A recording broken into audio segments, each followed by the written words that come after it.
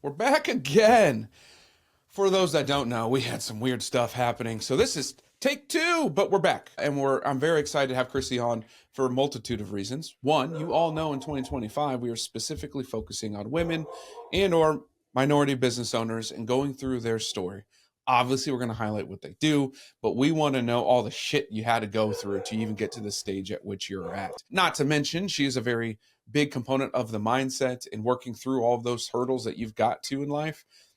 And you know I am too. So without further ado, Chrissi, why don't you introduce yourself, what you do, and we'll dive right into this episode. Well, hello. Thank you so much for having me, Stoy. I'm excited to be here. I love getting to chat on podcasts because you really get a behind the scenes look at what it's like to be a business owner, what it's like to actually go through things versus like the highlight reel of social media. So as you said, my name is Chrissi. I'm Chrissi Sperduto. I am a mindset coach for business owners. My business name is Chrissi Sperduto LLC. Very fancy Very name. unique. Way to put yourself out there. When I wasn't sure what I wanted to do, but I knew I wanted to do something in the mindset teaching type of world, I was like, let's make a business and see where it takes us. And so right now, I coach business owners on their mindset to help them take action and make progress on their goals. And a majority of the people that I work with are women. I would say, actually, everyone I work with are women. Yeah, when people ask me like, well, who do you work with when you say that? I'm like, 95%. I think I have one male client. Now, obviously, the husbands are involved, so let's not start there, but like one traditional, which is interesting. So obviously, this is what you haven't been doing your whole career, right? Where did it start? Where did this whole journey of yours start to lead you up to like, hey, yeah, I'm going to launch my own business and we're going to focus on mindset? Yeah. Well, in addition to my business, I also am a full-time aviation professional. I am an air traffic controller. So kind of, right and left, two very different Yeah. career paths. But I actually got my start in online business in 2019 in direct sales. And I know the network marketing, direct sales industry gets a really bad rap, but I'm Yes. here because someone was like, hey, you're really good at like balancing all the things and you seem passionate about this product. Would you like to come and make an extra couple $100s a month? And I was like, that actually sounds really good. I could pay off my mortgage early as a big dork. And so I did that and I found a lot of success very quickly. I earned 3 incentive trips in 4 years. I grew to the top 5% of the company. And then I kind of looked around and said, well, what's next? And when the opportunity to get a mindset certification kind of fell in my lap, I was like, yes, that's what I want to do. And I fell in love with mindset coaching. I was like, this is so cool to take someone's thoughts that are holding them back and actually get them to the point where they can get back into action and they can do the things that they say that they want to do and like go out and actually reach their goals. Have you, since you are air traffic controller, have you realized while doing all the studies and running this business now, does any of that correlate or integrate to your day to day at all? Yes, actually, it's been really cool because I am a trainer at work. So you come up, you learn how to do the job, and it's kind of like if you imagine like a mason or a carpenter where the craft is actually passed from one person to another. Same thing in air traffic. We actually plug in with someone and we spend hundreds of hours together teaching them the craft. And it's not something you can learn from a book. It's not something you can learn, not actually doing it. And so, as a trainer, there's a lot of the times where your mindset is the number one thing that's holding you back. And we actually are taught that, like, there's a plateau in learning. When you get to about 60% of the target hours for each sector, most trainees will actually kind of plateau. And it's not that they don't have the skills, it's that their mindset is not where it needs to be because it's an inherently negative grading process. We look for the things you do wrong, not the things that you do right. And so that's been really cool to watch. I always try to point out the things that they're doing right. And then when I do see that mindset kind of creep in, I'm like, okay, let's talk about it. What's going on? What do you think went well? What do you think went wrong? And they are their biggest critics. I think really anyone, if you're human, you are always your biggest critic, right? And so getting to actually kind of pull them out of that negative thought loop and get them into a place where they can receive more advice, receive more like kudos, really gets them to the point where they're certifying faster, they're more confident in their abilities. And so that's been a really cool thing to kind of integrate with my full-time job. What has it done for you personally in going through it? Because this is what most business owners I don't know if they subconsciously pick it up or they know out front, but when you work with your clients, you are also teaching yourself, right? You are working on yourself at the same time.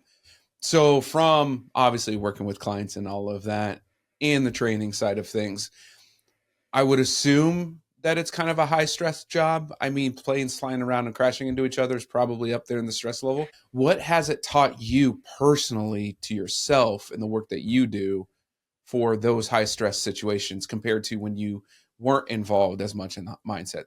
Yeah, that's a really great question. And I love that so much because any business owner, no matter if you have a full time job or not, can really see that owning a business is like the number one professional development thing that you can do. Of having your hands into like what you're working on is going to be your number one teacher. And so, same thing with having a mindset certification and going to a full time job. I can see when my mindset starts to slip or I'm having a bad day, and can actually coach myself through it and can kind of see the blocks that I have. Now, I also have my own coach. I think all coaches need coaches because we are so blind to our own biases and our own stories because we're in our head 24/7. And so that's a really good thing too, is like it makes me aware of like, hey, I've been telling myself this story on repeat, whether that's in my personal life, professional life. I should probably get some coaching around that. So just maybe the awareness. Yeah. Yeah, the awareness is a good one. But sometimes you just like, and I do this to myself when we're dealing with our finances, but like something in your brain, it's yourself, by the way, talking to yourself like you're a client, and you say a line, and you're like, damn, that was really good. I'm actually pretty damn good at this. And you're like, holy shit, no wonder people like me. That's a nice little pat on your own back. But so you have a full-time job and you have, I wouldn't call this a side gig at this point anymore, but a lot of women and minorities are always thinking of different ways to get, revenue streams, you name it. Since you were in direct sales and now you are more of a traditional business owner as well, talk us through kind of where you were mentally before you jumped into it. And then what were you afraid of the most? Hmm.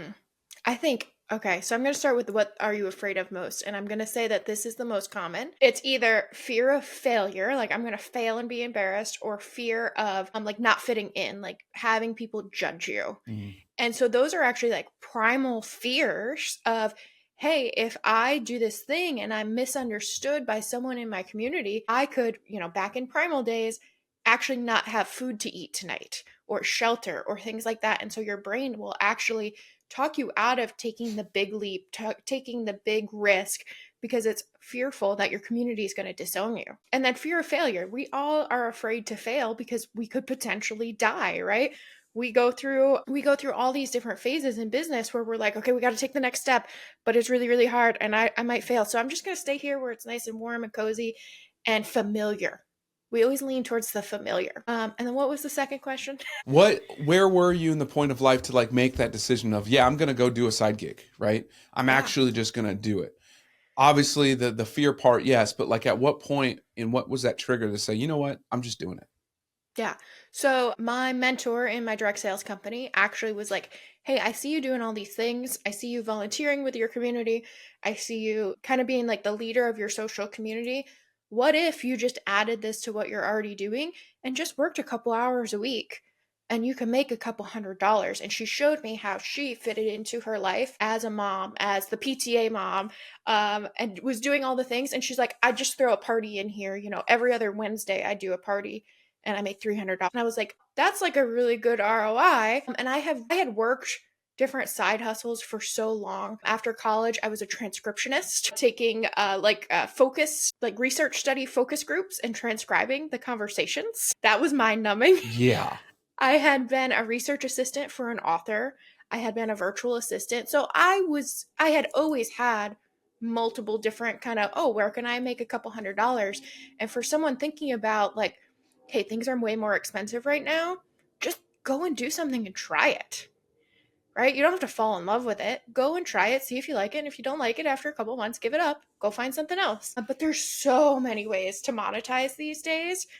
Amazon links, direct sales, starting your own little side hustle. I have one of my clients, she's a house manager. And she's like, twice a week, I go into people's houses and I do the dishes, I do the laundry, I pick up their dry cleaning, And, it's 2 or 3 hours out of my week, and I make an extra $200 a week with two Damn. houses. Might Be need one of them. creative. Might What do need you one of them. like to do? And that's what you should be monetizing. So I do a lot of research on the difference between men and women. Obviously, predominantly my business is women anyway, so I'm usually in their brain more so.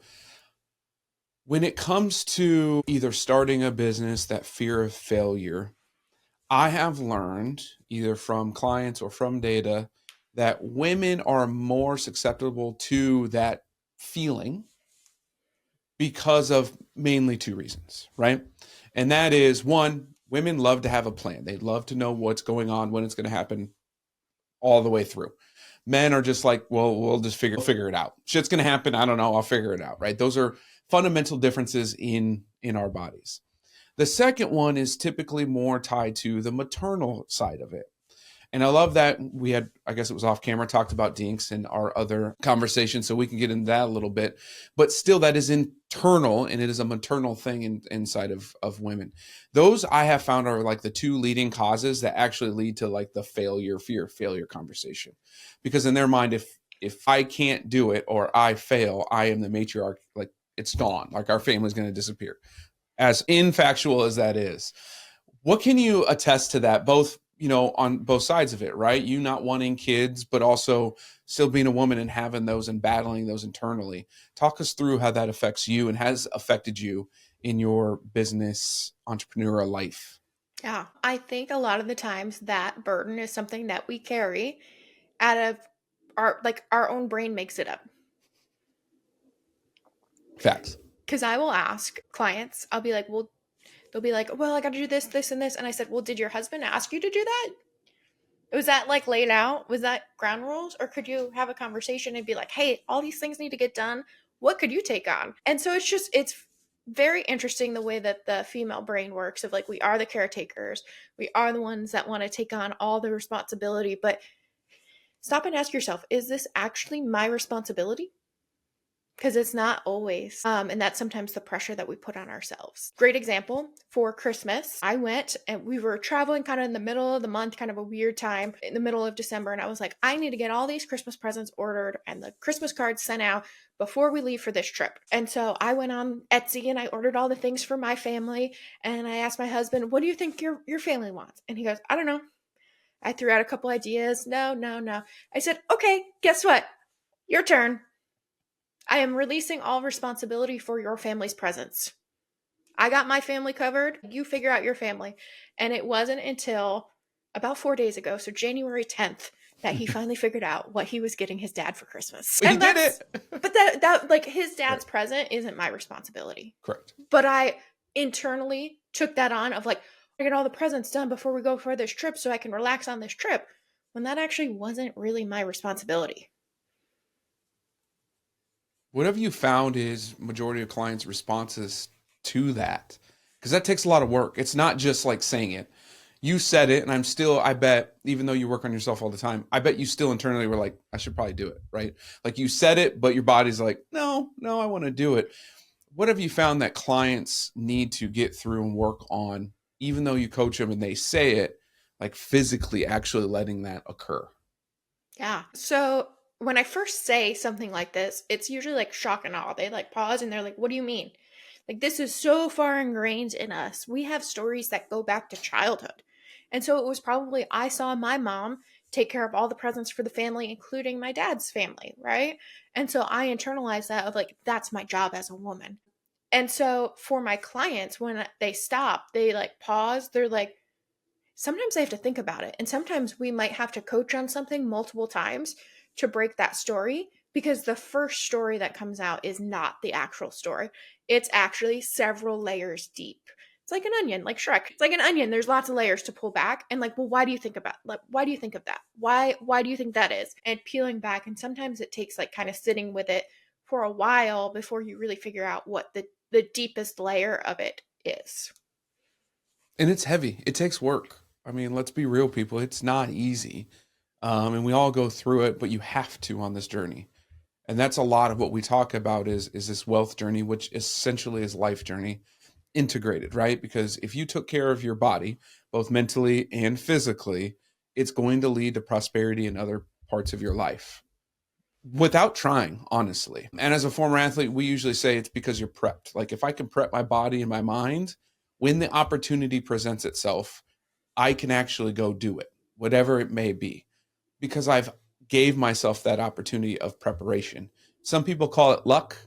I believe in luck sometimes. I believe that luck typically is because you have prepared both mentally and physically for a situation to occur, and then you're able to take advantage of it. What have you found is the hardest step, either for yourself and for your clients, to sit down and work on yourself?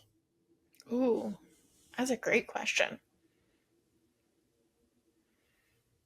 I'm going to say that for everyone, it's a little bit unique. I would say probably the most common one that I get is just this overwhelming sense of dread or fear or overwhelm taking the first step. I talk to a lot of like brand new, I call them my baby business owners that maybe have never invested before, have never worked with a coach before, like have an idea for a business, but actually haven't started it.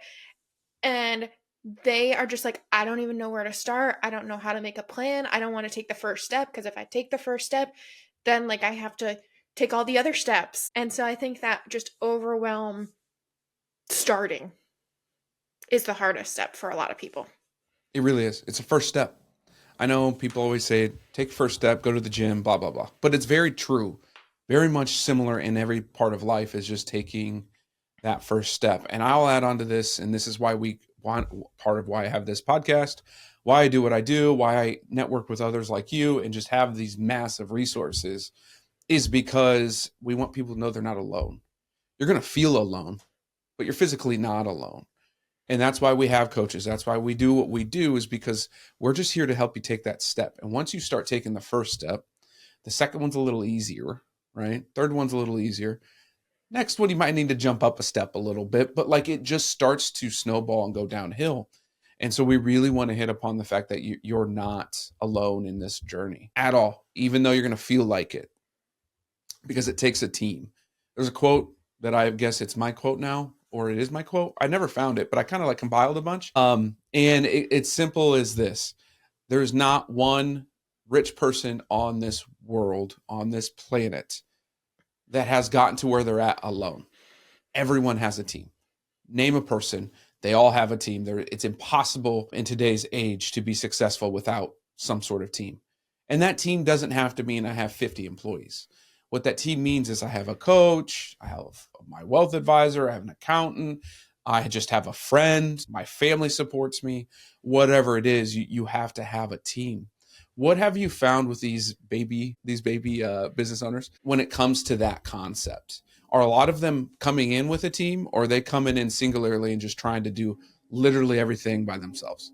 Oh, they're trying to do everything by themselves. And so that's one of the integral steps is the first step is like believing in yourself and your dream big enough that I'm willing to risk it. I'm willing to put myself out there, whether that's come to one of my free coaching calls or do one of my challenges or join my membership where they can get coaching. It always starts with like, hey, I actually believe in myself enough to invest either my time or my money to take that first step. And then the second part about it is, sorry, I lost my train of thought. This is what editing's for. What was the question again? I'm sorry.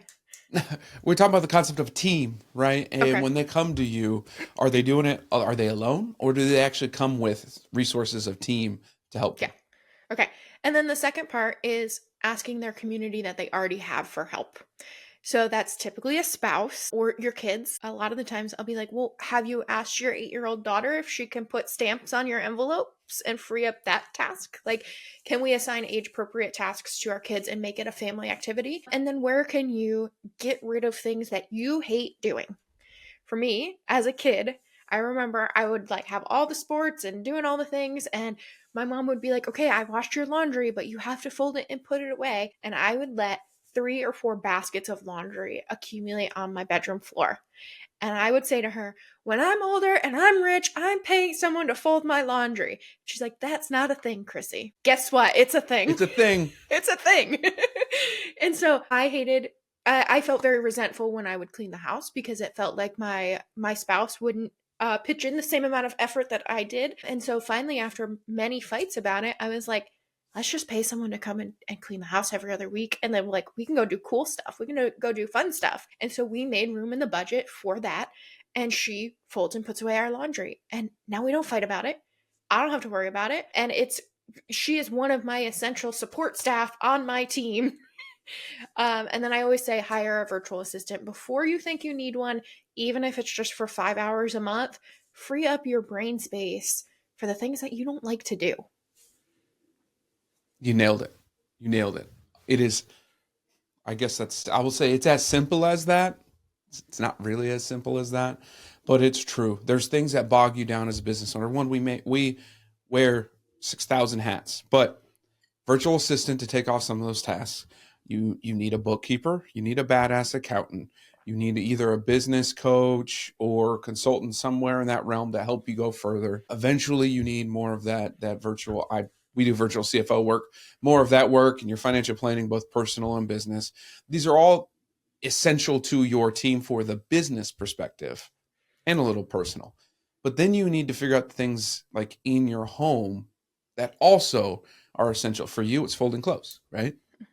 For me, it's just clean the damn house. I don't have the energy for it, right? It's just not a thing. And so that's what you need to do to fill in those parts. But a lot of people go, well, that's not how you make money, right? That's not how you get a return on your investment, blah, blah, blah, blah. And I tell them, same thing, back to it. The richest people in the world hire out a lot. They delegate probably 90% of the things that they need to do because they know per hour, per minute, whatever's up here is going to make them more money down the road. Also, it allows them to focus on the things that bring them joy most in life, whatever their choice of joy is. And I really preach to everyone outside of my clients just all the time is focus on the things that bring you joy, cut or delegate everything else because none of that matters, right? And you'll see that within your own budget when you do your own budget work. If you looked at the things that brought you joy and cut everything else, bet your budget looks a lot better. Can't guarantee it because the SEC says regulations you can't guarantee, blah, blah, blah. But I will say with a high probability that if you do that, you're going to have some freed up money so you can focus on those things. What do you preach to your clients when it comes to their joy and focusing on, their lane, if you will? Yeah. Typically when you're doing the things that you love the most, like it's going to stand out the most in the marketplace. When you show up as 100% you, whether that means like you have a glass of wine in your hand when you're coaching or you drop an F-bomb every other word. And like, that's how you actually are in real life. And that's what lights you up and makes you a little bit different and unique. People are going to grasp onto that and see that's the kind of energy that I'm attracted to or repelled from. And I know all the marketing experts say like talk to everyone and you talk to no one, but like it's actually true of you can't possibly appease everyone, right? Someone's going to hate me because I decided I don't want to have kids. And they're going to think like I hate children. And I'm like, no, I don't hate children. I'm just not like that's not my path in life. That's not something that brings me joy, that makes me excited to get up in the morning. But helping business owners figure out what the next step is, helping them with their mindset, that brings me so much joy. And so that's my passion project and what I show up and do. And so figure out what that is for yourself and go out and do it. I know that sounds so simple. That's my catchline. Like, do the dang thing. Like, if that's what makes you excited, for you, it might be, hey, I really love numbers and money and helping people see, like, hey, I can actually retire one day. That brings you joy. Like, go out and do that. And if it doesn't, then have someone else do it or forget about it. Say no. Like, just say no. It's simple. I get it. I don't know why no is so hard for people. Yeah. Like, I see it all the time. Well, I told so-and-so I'd be the PTA president. I'm like, do you want to do that? They're like, no. Well, then why? Why are you doing that? No, by the way, not a chance in hell that this guy is going to be the PTA. By the way, here they call it PTO president, which is always screws me up because in my world, PTO does not stand for parent teacher organization. It stands for paid time off. So it really confuses me. But yeah, there's no way you're going to catch me dead as the president of all of them. I coach my kids like second grade basketball and fourth grade football and soccer and stuff like that. That's enough. I deal with enough there. I couldn't imagine running an organization for the parents Like I couldn't. Anyways, that's that squirrel, one of those squirrel things that we talked about. Because nope, no siree. The important part of this conversation, besides of everything that we laid out, is ultimately that one, you need a team. Two, do what you enjoy. Probably should do that first. But the third is there are so many people out there. I think, actually, I know from my perspective in my financial practice, COVID was the best thing to happen to our industry. Yeah, I'm going to say it. I know it's terrible. A lot of people died, and I get that. But it took everyone virtually. It took everyone away from the traditional of like going into the office and speaking to people, or I have to listen to whoever my mom and dad did around the corner, but it was a little weird, creepy dude, or you know what I mean? Like you don't have to do that anymore. And I think that equates to almost every business nowadays. You are speaking to who you want to speak to, and they're everywhere. You just got to keep speaking. You can't rely on, just the door-to-door marketing, if you will, if you truly have that passion, because there's just not enough. I live in Iowa, okay?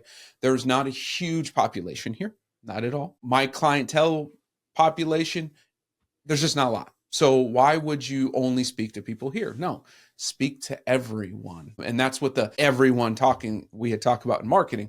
You're not really speaking to everyone. You're speaking to exactly who you want. You're just speaking to them everywhere in general.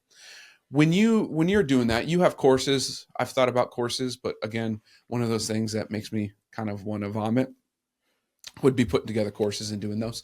So I'll let you speak on that. But you do courses. You have your own podcast, which we're gonna back our way into here soon. What do you say to people, a step for them to really reach wider than just their neck of the woods?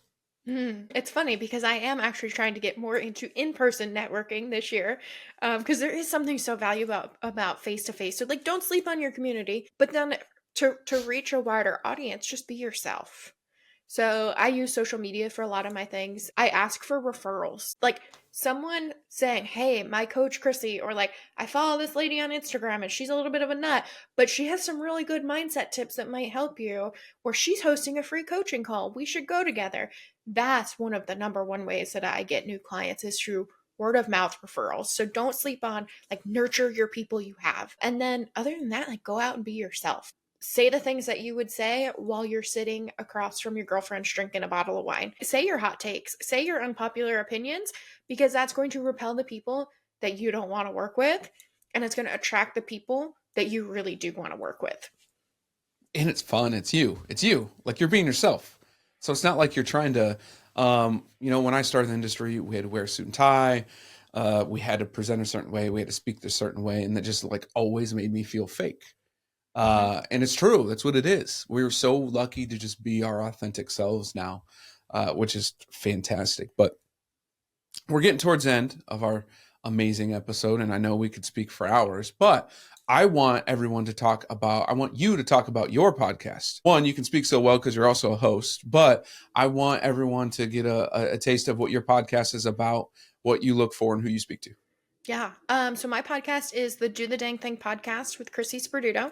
Very original title here. The cornerstone of it is to help you figure out what the next step is to go out and do the dang thing. So it's going to be a lot of mindset. I hear people saying this. If that's true for you, let's walk through it. Let's work through it. It's going to be some like tips and tricks. Sometimes I'll bring on guest experts.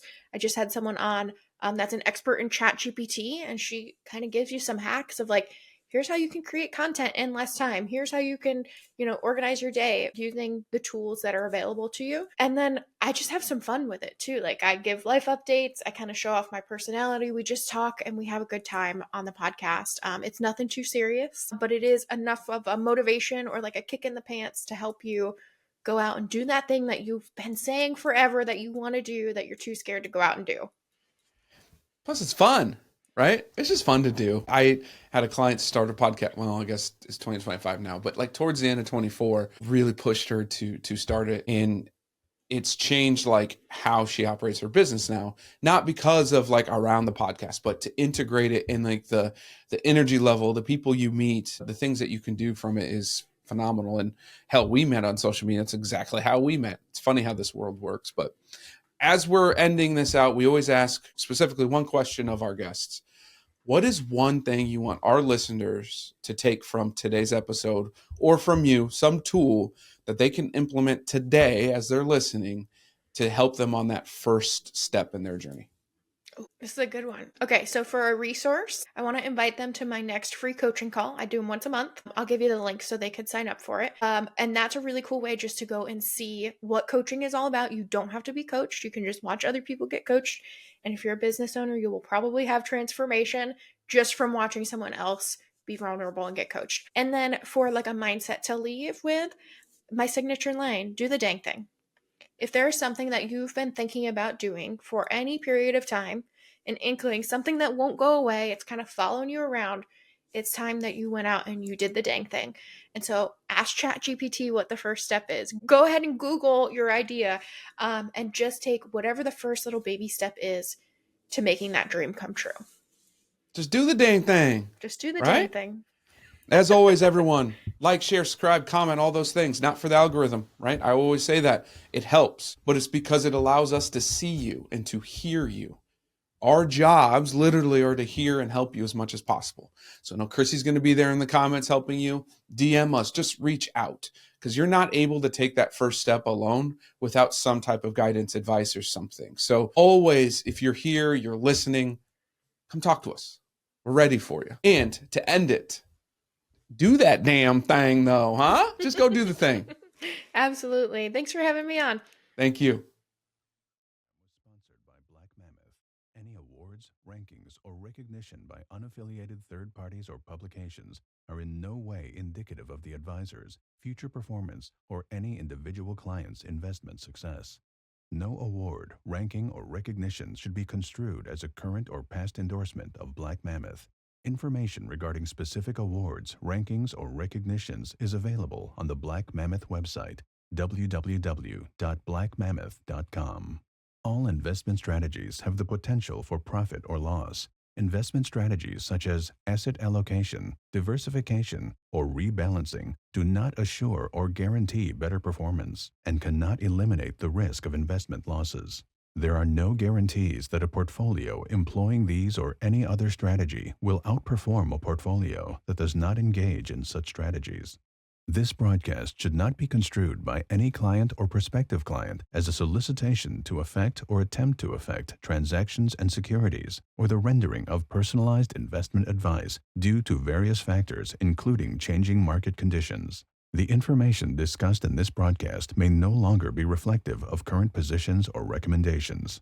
While information presented is believed to be factual and up-to-date, Black Mammoth do not guarantee its accuracy, and it should not be regarded as a complete analysis of the subjects discussed. The tax and estate planning information discussed is general in nature and is provided for informational purposes only and should not be construed as legal or tax advice. Listeners should consult an attorney or tax professional regarding their specific legal or tax situation. Past performance is not indicative of future results.